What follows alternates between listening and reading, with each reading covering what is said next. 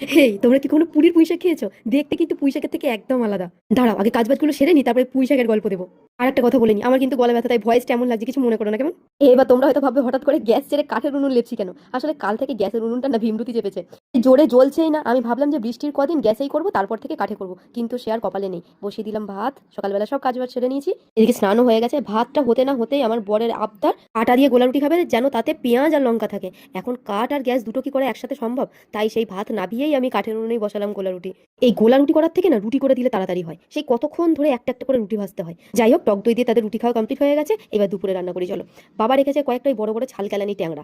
আমি কি কিছু ভুল বললাম? আসলে আমাদের এখানে না মাছটাকে এমন নামেই ডাকে। আর সাথে কয়েকটা চিংড়ি মাছও রেখেছিল, একটু বেশি রেখেছিল, তাই ভাবলাম কালকে তো বৃহস্পতিবার, কালকে তো খাবো না, তাই কন্টেনারে ভরে আর মাছগুলোকে নুন হলুদ মাখিয়ে রাখলাম। আর এই যে পুঁই শাকের কথা বলি, 4 থেকে 5 বছর আগে না মা নিয়ে এসেছিল জানো, উড়িষ্যা থেকে এই পুঁই শাকগুলো। একটা ডগ কেটে নিয়েছিল, সেখান থেকে পুরো গাছ ছেয়ে গেছে। সামান্য একটা ডগ থেকে যে এত বড় একটা বাগান হয়ে যাবে ভাবা যায়নি। তো যাই হোক, ওইখান থেকেই মা পুঁই শাকগুলো কেটে নিয়ে এসেছে। এদিকে আবার মাছগুলোকে ঢাকা দিয়ে দিয়ে ভাজলাম, নয়তো প্রচুর ফোটে। আর এদিকেই দেখো এক কৌটো তেঁতুল, এটা আমার শাশুড়ি মায়ের মায়ের হাতের তেঁতুল। সেই তেঁতুল একটু ভিজিয়ে রাখলাম টক করবো বলে। চলো পুঁই শাকের রেসিপিটা দেখে নাও। কিছুই না গো, যেমন পুঁই শাক রান্না করি ঠিক তেমনই। ওই আলুগুলোকে একটু ডুমো ডুমো করে কেটে নিয়েছি, নুন হলুদ দিয়ে ভেজে নিয়েছি, জল দিয়ে দিয়েছি। আমার কাছে নানা রকম সবজি ছিল না, নাহলে সবজি দিলে বেশ ভালো লাগে। এইবার ওই শাকটাকে দিয়ে একটু ফুটিয়ে নিলাম। এই পুঁইগুলো না আবার সেদ্ধ হতে বেশিক্ষণ সময় লাগে না। এবার কড়াই দিয়ে দিয়েছি তেল, তেলের উপরে 5 ফোড়ন, রসুন আর কয়টা চিংড়ি মাছ ভেজে নিয়ে দিয়ে দিলাম ওই শাকটাকে। আর একটুখানি নাড়িচাড়ি নিয়ে লাস্টে একটু চিনি দিয়ে মাখো মাখো করে নামিয়ে নিলাম। ব্যাস, পুরীর পুঁই তৈরি। তোমরা কি কখনো খেয়েছো? আমাকে কিন্তু জানিও কমেন্টে।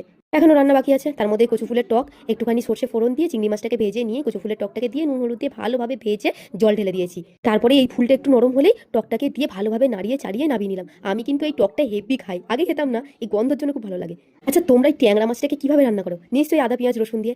একবার এইভাবে জিরে ধনে কাঁচা লঙ্কা আর আদা এই বাটাটা দিয়ে রান্না করে দেখো তো, আমাকে কিন্তু জানাতে ভুলবে না কেমন স্বাদ হয়েছিল। ঠিক আছে, তোমাদের সাথে বকবক করতে করতে আমার মশলা বাটা হয়ে গেছে। শিলনোড়াটা একটু পরিষ্কার করে রাখলাম, কারণ আরেকটুখানি মশলা বাটতে হবে। একটু জিরে ধনে আর গোটা গরম মশলা, সাথে দিয়েছিলাম কয়েকটা গোলমরিচ, সবকিছু শুকনো খোলায় ভেজে নিয়ে শিলের মধ্যে নামিয়ে রেখে একটু ঠান্ডা হতে থাকুক, ততক্ষণে ফোড়নে একটু জিরে আর শুকনো লঙ্কা দিয়ে আলুটাকে ভালোভাবে ভেজে নিয়ে ওই মশলাটাকে দিয়ে নুন হলুদ আর একটুখানি লঙ্কা গুঁড়ো দিয়ে ভালোভাবে কষিয়ে নিয়েছি। সাথে দিয়েছিলাম একটু চই জাল টমেটো, ভালোভাবে নাড়িয়ে চাড়িয়ে কষিয়ে নিয়ে বেশ খানিকটা জল দিয়েছি, কারণ ট্যাংরা মাছে না বেশ জল লাগে।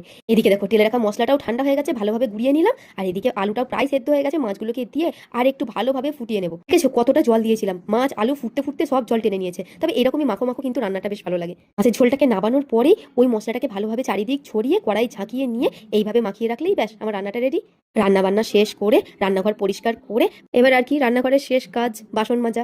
ছোটবেলায় মাকে সংসারের কাজগুলো করতে দেখে ভাবতাম পড়াশোনার থেকে হয়তো মায়ের কাজগুলো কত সহজ, কি সুন্দর কাজ করলেই ছুটি। আর আমাদের পড়াশোনায় কত মুখস্থ করতে হয়, কিন্তু কে জানতো ভিতরে পুরো সার্কাস। সংসারের সব সাজতে সাজতে জীবনের অর্ধেকটা পেরিয়ে গেল। চলো, অনেক তো জ্ঞান শুনলে তোমরা। আমার এদিকে বাসন মাজাও হয়ে গেছে। কি ভাগ্যে আমি রান্নাঘরে কাজটা করেছি, তারপরেই দেখো ধুম বৃষ্টি শুরু হয়ে গেল। ভিডিওটি এখানে শেষ।